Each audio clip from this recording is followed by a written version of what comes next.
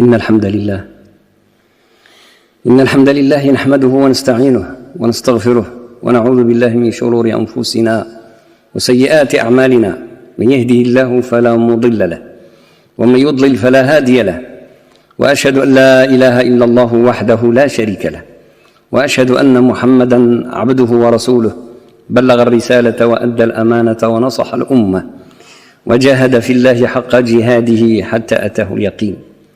أما بعد، فإن أصدق الحديث كتاب الله تعالى، وخير الهدي هدي محمد صلى الله عليه وسلم، وشر الأمور محدثاتها، وكل محدثة بدعة، وكل بدعة ضلالة، وكل ضلالة في النار. ثم أما بعد، فيقول الباري جل وعلا: وقال ربكم ادعوني أستجب لكم إن الذين يستكبرون عن عبادتي سيدخلون جهنم داخرين. وقال ربكم ادعوني أستجب لكم، وقال ربكم ادعوني أستجب لكم إن الذين يستكبرون عن عبادتي سيدخلون جهنم داخرين. أذكر هذه الآية العظيمة من كتاب الله اليوم بما وقع لنا نحن معشر المسلمين من نسيان لله جل وعلا في كل أمورنا، لأن حينما ننسى الالتجاء إلى الله رغبا ورهبا بالدعاء في السراء وفي الضراء، فمعنى ذلك أننا قد نسينا الله والعياذ بالله. ومن نسي ربه أنساه الله نفسه، ومن كان ذلك أمره آل إلى خراب دينه وإلى خراب دنياه والعياذ بالله، إن عاجلا أو آجلا. ولذلك قال الحق بعد: إن الذين يستكبرون عن عبادتي سيدخلون جهنم داخرين والعياذ بالله. فكأنما تارك الدعاء سواء تركه بهذا القصد الذي هو الاستكبار، أي أنه لا يسأل ربه لأنه مستكبر، فهذا ابتداء إذن محكوم عليه بالنص: إن الذين يستكبرون عن عبادتي سيدخلون جهنم داخرين. أو تركه غفلة ونسيانا، كما هو الشأن لدى كثير من المسلمين، يتركون الدعاء والالتجاء إلى الله غفلة ونسيانا.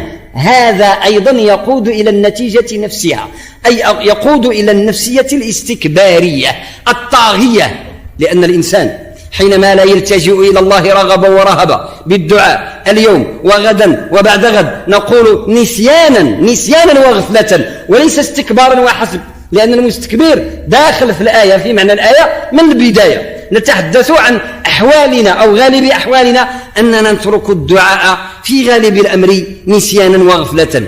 هذا النسيان وهذه الغفلة حينما يطول أمدها تقسو القلوب، وإذا قست القلوب استكبرت، فطال عليهم الأمد فقست قلوبهم، وكثير منهم فاسقون. فطول الأمد بعدا عن الكتاب أو عن الذكر أو عن الدعاء يؤدي بالنتيجة القطعية إلى قسوة القلب، قلب الروح، هذا القلب الذي خلقه الله جل وعلا ليخضع لله وليخشع لله وليكون عبدا لله جل وعلا على كل حال. إذا قسى والعياذ بالله تلبست به الشياطين، وصار من المستكبرين، وصار من الطاغين آنئذ والعياذ بالله. ولذلك الآيات القرآنية هذه جامعة لكل أحوال نسيان الدعاء، كل أنواع نسيان الدعاء، سواء كان ذلك استكبارا من البداية أو غفلة ونسيانا، فإنها تحكم على كل ذلك إن حالا أو مآلا. إما أنه الإنسان من البداية محكوم عليه بالآية: إن الذين يستكبرون عن عبادتي سيدخلون جهنم داخرين، أو أنه النتيجة مع طول المدة كي يوصل والعياذ بالله هذا الدرك، أي أنه يستوي والذين استكبروا ابتداء لأنه دخل في حالة من المرض تطورت به إلى أن صار إلى حالة المرض المخوف كما يعبر العلماء والفقهاء. وهذا المرض الذي لا يرجى برؤه والعياذ بالله كما هو في الأبدان هو أيضا في الأنفس والأرواح. إن الذين يستكبرون عن عبادتي سيدخلون جهنم داخرين. وفيه دلالة على أن الدعاء هو العبادة، وهذا نص حديث صحيح خرجه صاحب صحيح الجامع الصغير، أو بالأحرى صححه والرواية الأخرى الدعاء مخ العبادة. هذه التي أذكر اليوم، الدعاء هو العبادة، أبلغ منها وأجمع.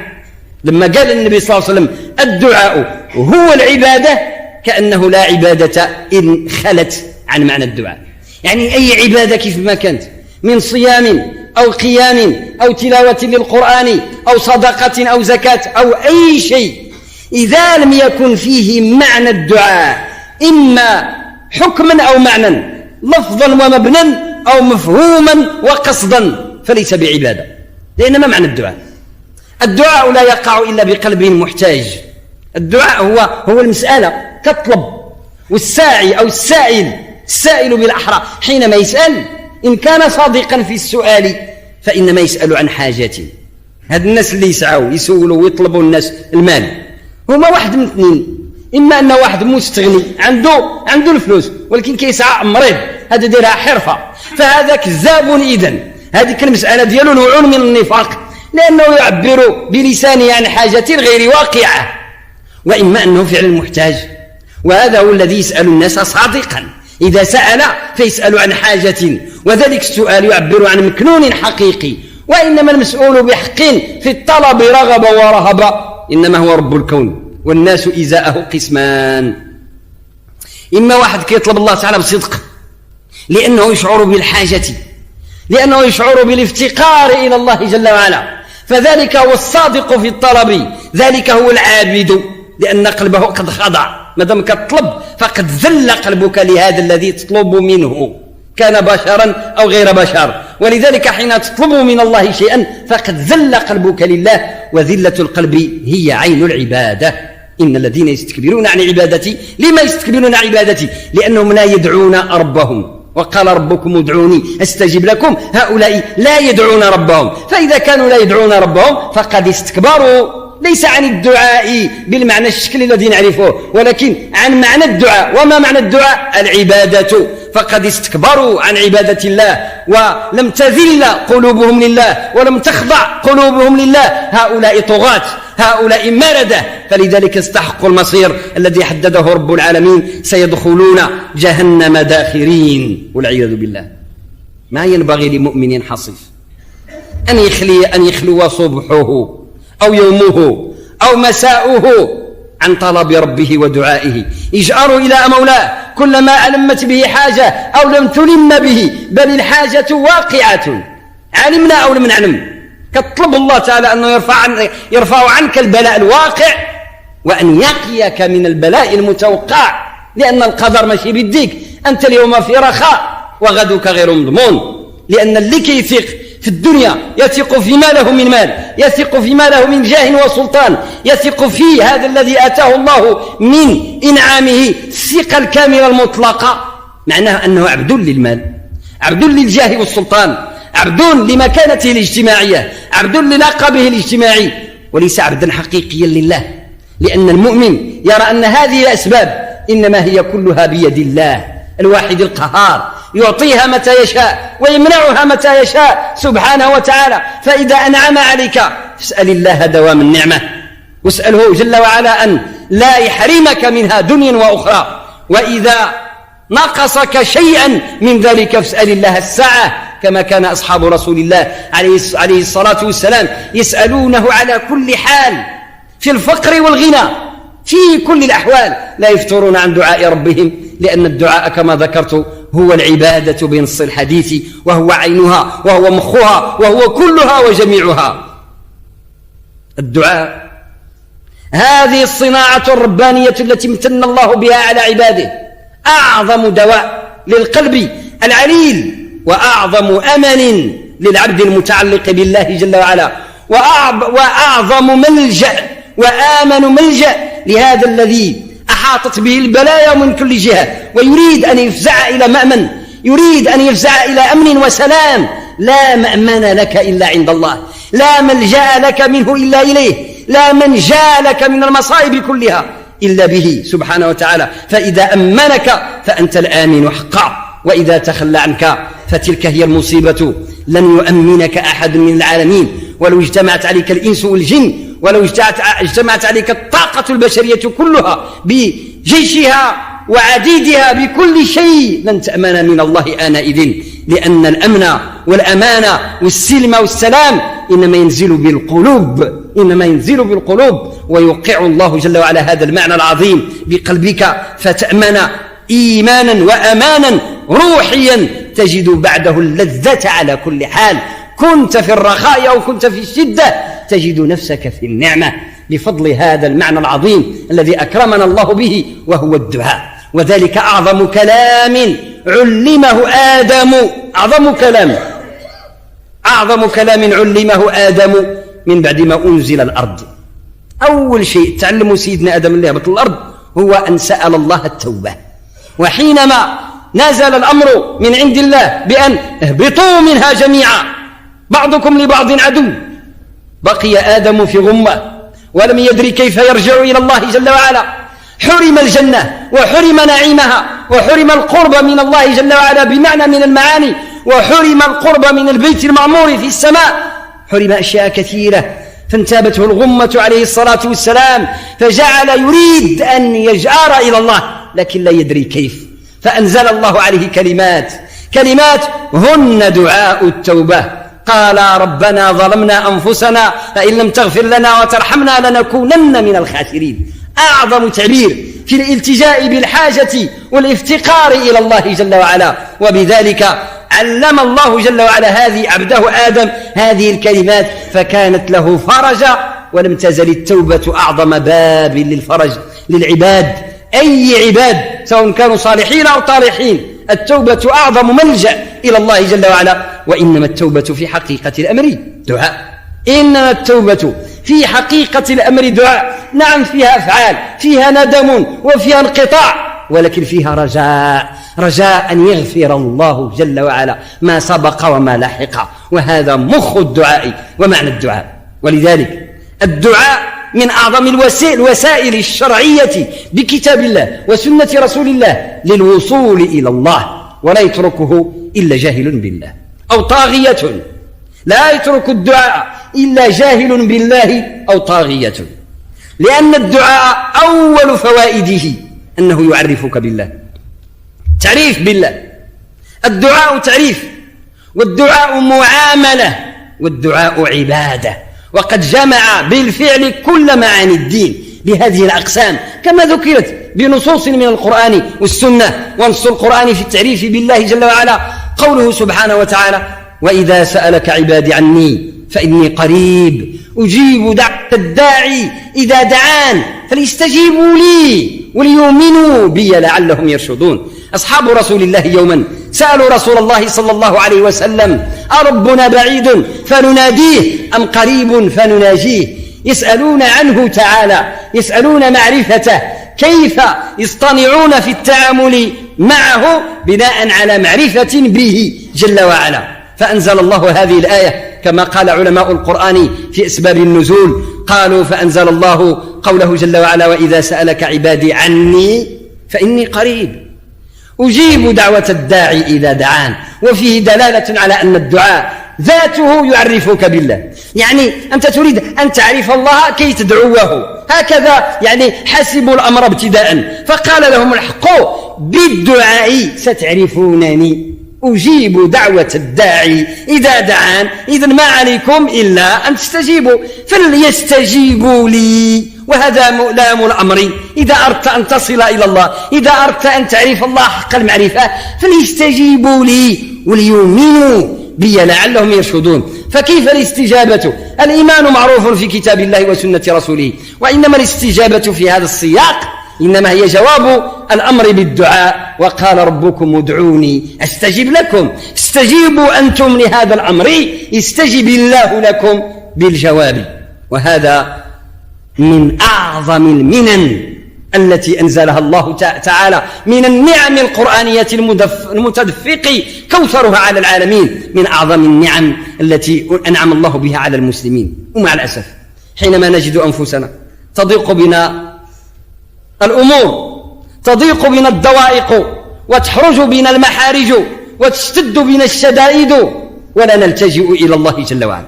هذا جيل عظيم يجيك الإنسان يقول لك عندي النازلة الفلانية، عندي الضرر الفلاني، عندي المصيبة الفلانية، أيحل لي أن أتناول هذا الحرام من هذا المأكل أو هذا المطعم أو هذا النوع من المال أو هذه المعاملة المحرمة؟ أيحل لي وقد ضاقت بي الضائقة وقد وقعت بي الضرورة؟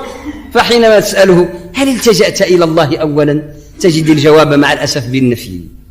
يعني هذا مشكل. ما معناه؟ معناه أنه لا ثقة له بالله، ما عندوش الثقة أنه يطلب ربي ويعطيه. لا، من نزلت النازلة خصو يحلها بالأساليب المادية، خصو يحلها بالفلوس ولا يحلها بالدواء أو يحلها بتدخل فلان أو علان. شيء حسن أن تجتهد في الأسباب المشروعة المباحة، ولكن بناء على عقيدة سليمة، وهي أن هذه الأسباب إنما تشتغل بإذن ربها، ولو عطلها الله لتعطلت. فالتجئ إلى الله أولا صادقا بأن يعطيك وأن يفك أسرك وأن يفرج كربك، فيجعل الأسباب وغير الأسباب، يجعل الأسباب المرئية والأسباب الخفية من اللطائف، ما يسمى باللطائف، تجري بأمره سبحانه وتعالى، فإذا بك تجد المشكلة قد حلت ولا تدري كيف ولا أن ولا متى، لأنك صدقت الله جل وعلا في الطلب. هذا معرفة، ثم تعرف الله، ثم تعرف الله سبحانه وتعالى، لأنك تطلبه كيجاوبك، لأنك تتعامل معه، ترى أسماءه الحسنى فيما يحيط بك من حوادث. كتشوف اسم الله الكافي الشافي، تشوف اسم الله سبحانه وتعالى الرزاق، تشوف اسم الله سبحانه وتعالى الغني الرحمن الرحيم المانع المعطي، كل الأسماء الحسنى غتشوفها في الحياة ديالك. ثم وها هنالك وبهذا الشكل ترى الله حقا وصدقا، كما عبر النبي عليه الصلاة والسلام في الحديث الصحيح: أن تعبد الله كأنك تراه فإن لم تكن تراه فإنه يراك. هذه مشكلتنا الكبرى، عدم الثقة بالله. فأي عبادة نمارس إذن؟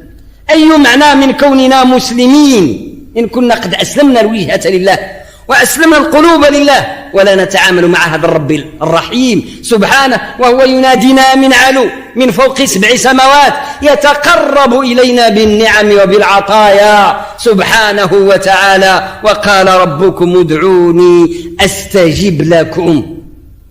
هذا المعنى العظيم أساس من الأسس الكبرى للعقيدة الإسلامية، ومن جهله مفهوما وممارسة فعقيدته ناقصة، وإيمانه بالله غير كامل، بل فيه شيء من الوثنية الخفية، لأنه الذي الساعة عنده الثقة الكاملة في الأسباب وفي الماديات، وما عندوش الثقة في رب العزة، في رب الأسباب مسببها ومنتج مسبباتها، إذ لا يمكن للسبب أن ينتج عنه مسببه إلا بإذن الله وتسخيره.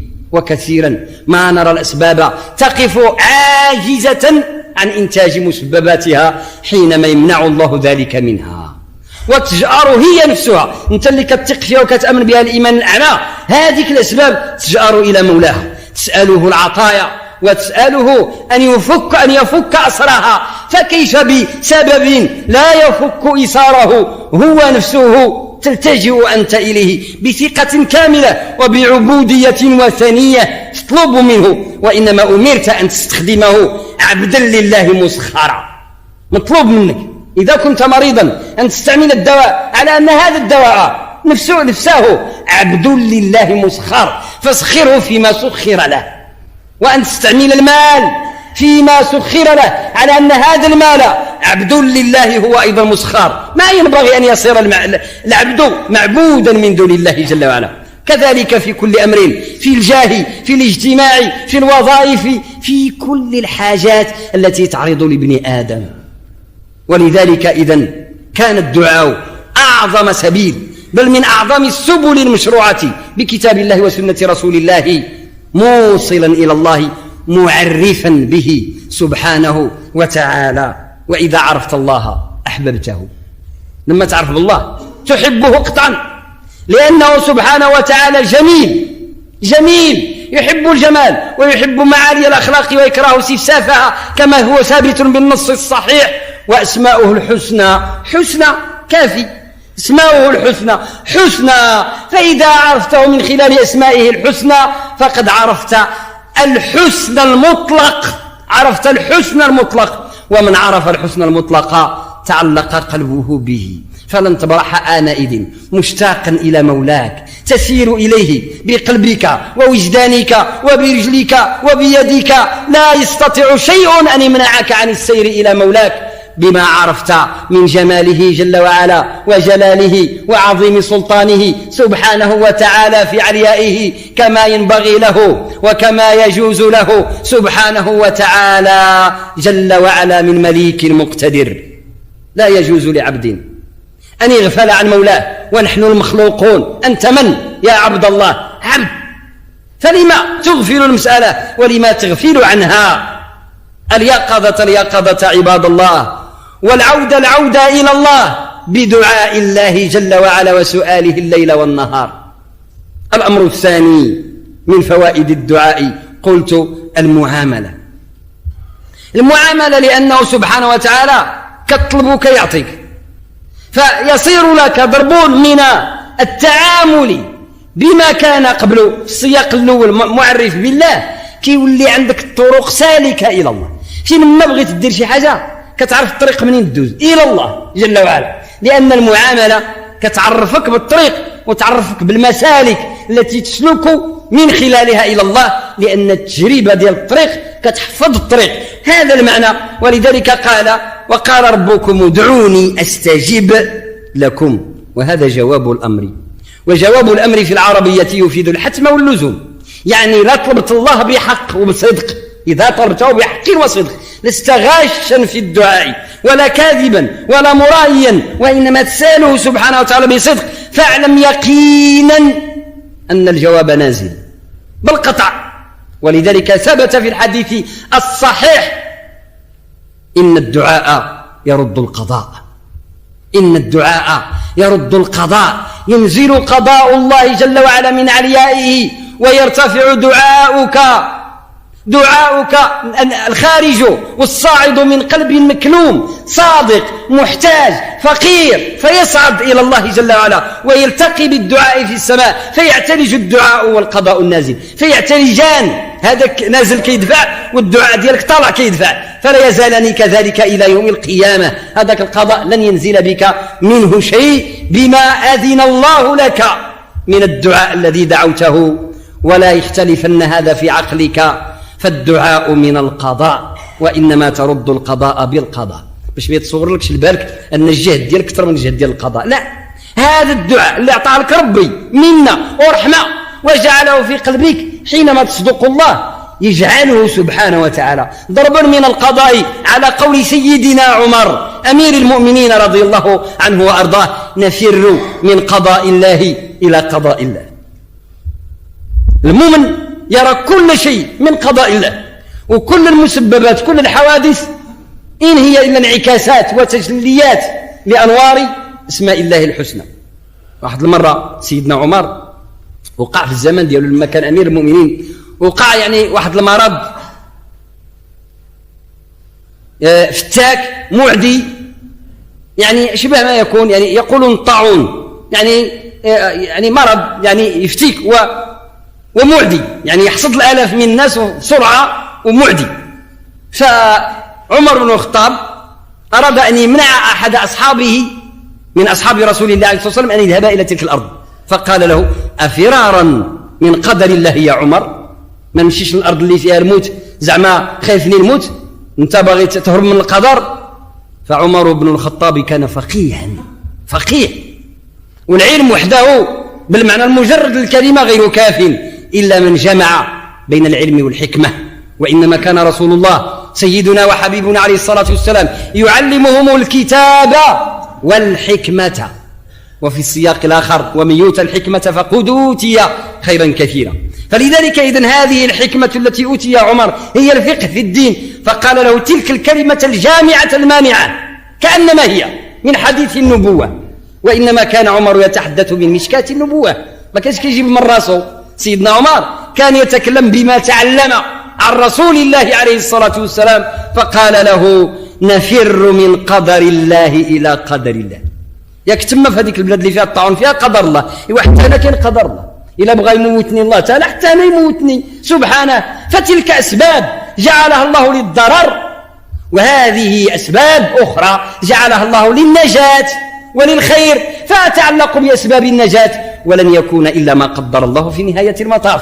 هذا هو الفقه. ولذلك لما كدير انت الدعاء فيما نزل بك من قضاء من المرض أو الفقر أو الظلم أو غير ذلك مما قد يقع بالعباد، فإنك حينما تلتجئ إلى الله جل وعلا صادقا الآية تحكمك وتحكم مصيرك وتحكم دعاءك وتحكم نازلتك. وقال ربكم ادعوني، اليقين والقطع أستجيب لكم.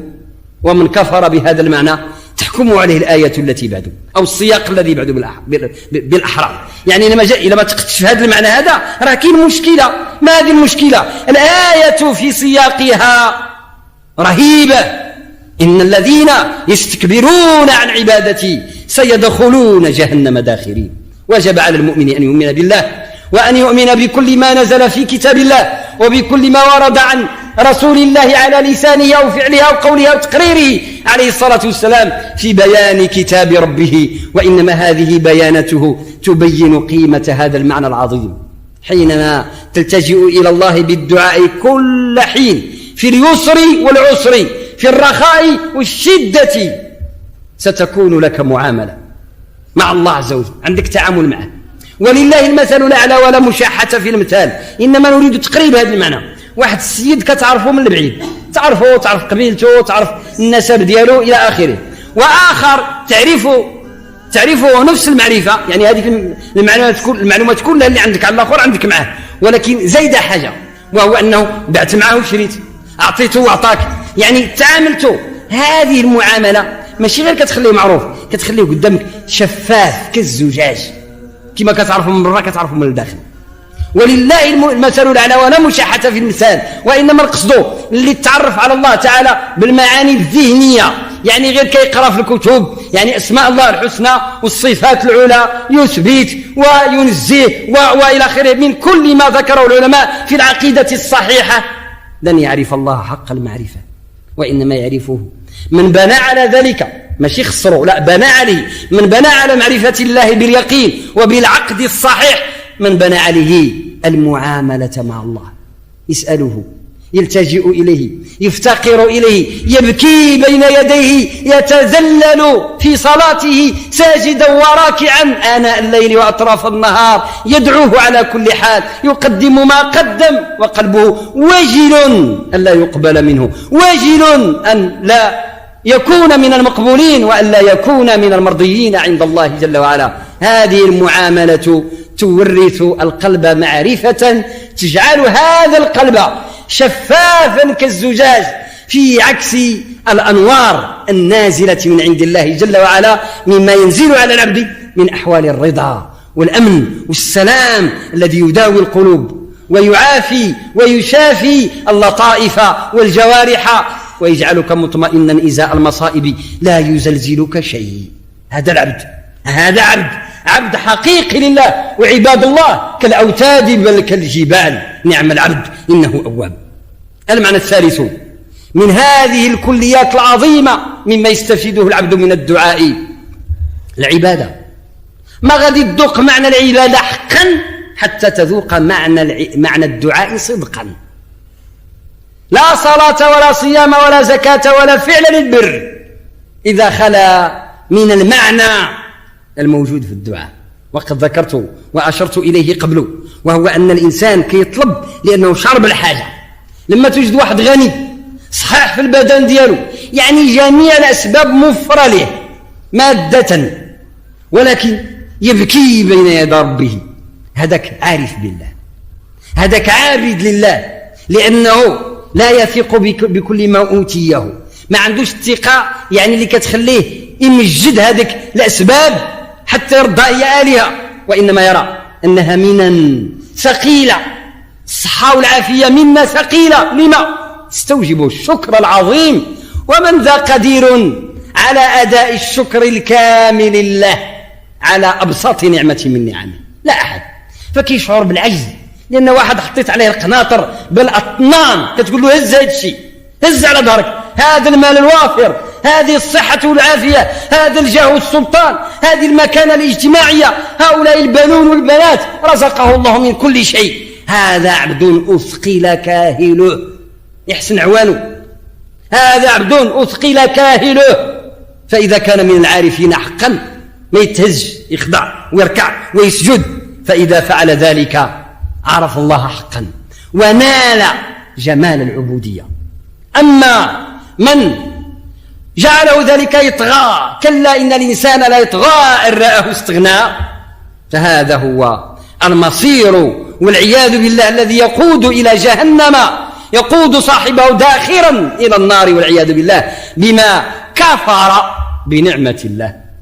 كيكفر النعمة والعياذ بالله من الصحة والعافية والمال والمكانة الاجتماعية وسائر النعم اللي بنادم كيقلب عليها ويشتاق إليها وتشتهيها نفسه. فالعبد إذن حينما يكون صاحب أدعية يلهج بها لسانه ويفور بها قلبه في كل حين، هذا عبد كينال شرف العبودية ويعطيه ربي وسام ديال الخضوع لله. فإذا خضع حقا رفعه الله جل وعلا، يطلع لعنده سبحانه ويقربه كما يقرب الساجدين. كلا لا تطعه واسجد واقترب، وأقرب ما يكون العبد من ربه وهو ساجد، وفي السجود كيكون فيه الدعاء، فأكثروا فيه الدعاء كما في الحديث، لأن هذيك الموضع ديال القرب، أكثروا فيه الدعاء فقمن أن يستجاب لكم. يعني جدير وأحرى في ذيك اللحظة فاش يكون الجواب، لأنك تدعو ربك في اللحظة ديال الخضوع وتمك تدرب على الأدعية في كل حين. هذا المعنى العظيم يجمع قلت كل معاني الإسلام كلها، سبحان الله العظيم. يعني من معنى الإسلام إلى معنى الإيمان إلى معنى الإحسان بكل التفاصيل الواردة في حديث جبريل، يجمع ذلك كله معنى الدعاء. ولذلك صدق رسول الله سيدنا محمد راه ما كيتكلمش هكذا كان، لما قال في الصحيح الدعاء هو العبادة فهو يعلم ما يقول إذا أخذ الدعاء بحقه. إذا تم هذا الذي قيل قبله تم للعبد، تم معنى ذلك ينال درجة الولاية، لأن ملي كتطلب الله كيعطيك وتكون عندك معاملة وتكون عندك معرفة بالله. ماذا بعد هذا من معاني الولاية؟ ورب أشعث أغبارا لو أقسم على الله لأبره. هذا الإنسان الذي يشعث في سبيل الله، يعني أشعث يعني الرأس ديالو ممشوط شيء مخصر مغبر، أشعث أغبر. لكن هذا يعني الحال هذه قد تكون في سبيل الله وقد تكون في سبيل الشيطان، لأنه في الحديث ذكر النبي عليه الصلاة والسلام الرجل يطيل السفر أشعث أغبر، مطعمه حرام وملبسه حرام وغزي بالحرام، فأنى يستجاب له؟ فقد شعث في سبيل الشيطان. والعبد إذا شعث في سبيل الله التغبر في طاعة الله والتمحن في عبادة الله فذلك ولي الله. الولاية هي ماشي واحد الحالة ديال واحد بنادم مسخ ما فيه ما يتشاف، لا يصلي لا يصوم، أحواله أحوال إبليس، وتزعم علي بعد ذلك أنه ولي لله، بل ولي للشيطان. المعالم الأولى لأولياء الله حقا هم عباد الله الذين يعبدونه بما شرع وكما شرع. وفرق كبير بين أولياء الرحمن وأولياء الشيطان.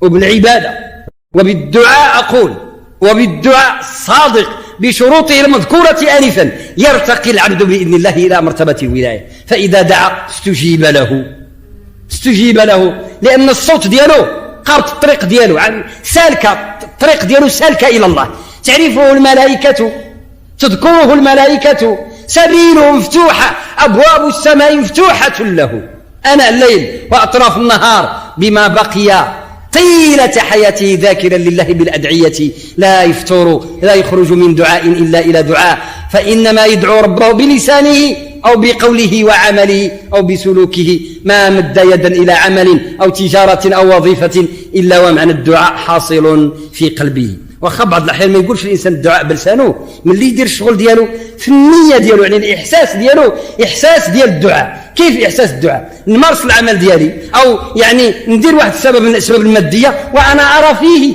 أنه هذا السبب عبد مسخر لله، فأنا أستعمله أرجو به عطاء الله. هذا السبب اللي راك كديرو من تجارة أو عمل أو أي شيء أو وظيفة أو استشفاء وتداو، هذاك العمل نفسه ضرب من ضروب الدعاء، لأن القلب ديالك صافي توطن على هذا المعنى من الخضوع والالتجاء إلى الله باللسان وبالجوارح، فأنت داع لله على كل حال. وإنما يصح هذا، يقدر العبد يطير بهذه الأجنحة القوية هذه، يعني الدعاء عدد ديال الأجنحة هي، وعلى الأقل ذكرنا الآن في هذا السياق ثلاثة أجنحة أو ثلاثة أجنحة، على الأقل قلت ذكرنا 3 أجنحة، بل وأجنحته أكثر بكثير من أن تحصى. هذا الظاهر والبين الكبير 3. طير بهذه الأجنحة إلى الله جل وعلا تصل، لكن باش يقدروا هذه الجناح يقلعوا لا بد من واحد الشرط لا مناص منه، وما كاين حتى شي حل نهائيا حتى تحيدوا، وهو الحرام، أن تقاطع الحرام، قاطع المحرمات، فإن الدعاء لا تطير أجنحته بصاحبه وأنت غارق في أكل أموال الناس بالباطل، والدعاء عليك الصباح والمساء، تكطلب الله والناس اللي ظلمتهم كيدعيوا فيك، الدعاء ضدك غادي يقطع كل الحبال وكل الأوصال التي تصلها إلى السماء. أنت ترمي الحبال ديالك للسماء، كاين الناس كيقطعوا لك هذوك الحبال، أنت ظالم لهم بما اقتطعت من أموالهم وبما هضمت من حقوقهم وبما أنزلت عليهم من مظالم شتى. قاطع الحرام أولا، اترك المال الحرام، اترك المطعم الحرام والمشرب الحرام والملبس الحرام، قاطع المحرمات، قاطع الكبائر كلها مقاطعة تامة، واجعل بينك وبينها حربا ضروسا، فهي تغريك بما جعل فيها الشيطان من أنوار كاذبة، هي أنوار باطلة كاذبة تخطف العيون ديال الناس. لا ينبغي أن يفتنك ذلك عن نور الله العظيم. الله نور السماوات والأرض، لأن القلب ديالك إذا صدق وقاطعت المحرمات حتما سينزل بقلبك نور الله جل وعلا رحمة وعافية وبصيرة، فيصير قلبك آنئذ منورا بنور الله، كما قال عليه الصلاة والسلام: وأنير قلوبنا. كان يدعو بالنور أن ينزل على قلبه، لأن الله هو النور الحق، ومنه يتفرق نور العالمين كله. الله نور السماوات والأرض، وبذاك النور ديال الله تنطفئ كل الأنوار الكاذبة. ثم ديك الساعة المحرمات أتولي كلها ظلمات، وهذاك الشيء اللي كان كيبان لك جميل إنما هو سحر، سحرك الشيطان، سحروا أعين الناس واسترهبوهم، قلب لك النظر ديالك، فآنئذ يبدا لك ذاك الحرام ويولي كيبان على حقيقته بشع سيء طالع، لا تستطيع أن تثبت العين فيه إذا لاقته، فكلما نظرت ارتد إليك بصرك مذعورا بما رأيت من القبح وبما رأيت من الفساد الذي هو حقيقة الشيطان وحقيقة الشهوات الباطلة. ثم آنئذ تكون قد أمنت الفتنة بإذن الله وبتثبيت الله جل وعلا. علاش؟ لأنك درت إرادة وقرار بأن تقاطع المحرمات، ربي تعالى غادي يعاونك. أما أنت مازال تشتهي أن تقع في هذا الحرام، واش كتضحك على ربي؟ تبيت الليلة في المحرمات والصباح تجي تطلب الله، وعشية مازال عندك النية ترجع للمحرمات ديالك من شرب الخمر أو أكل الربا أو الزنا أو المصائب جميعا. كيف تريد أن يتوب الله عليك؟ كيف تريد أن يستجيب الله لك؟ كيف تريد أن تكون من العابدين والعارفين وأنت كذلك الذي حدث عنه الرسول عليه الصلاة والسلام في الحديث الصحيح: مطعمه حرام وملبسه حرام وغذي بالحرام، ويرفع يديه: يا رب يا رب. أنها يستجاب له؟ يعني المستحيل، أن تدل على الاستحالة، ما يمكنش. الصدق أولا في الدعاء، وأول الصدق مقاطعة ما نهى الله عنه. فاللهم اجعلنا من التوابين واجعلنا من المتطهرين واغفر لنا برحمتك يا أرحم الراحمين وتب علينا يا تواب يا رحيم. اللهم تب علينا لنتوب. اللهم ثبت قلوبنا بالقول الثابت في الحياة الدنيا وفي الآخرة. اللهم يا جميل العفو أدخلنا في عفوك. اللهم يا جميل العفو أدخلنا في عفوك.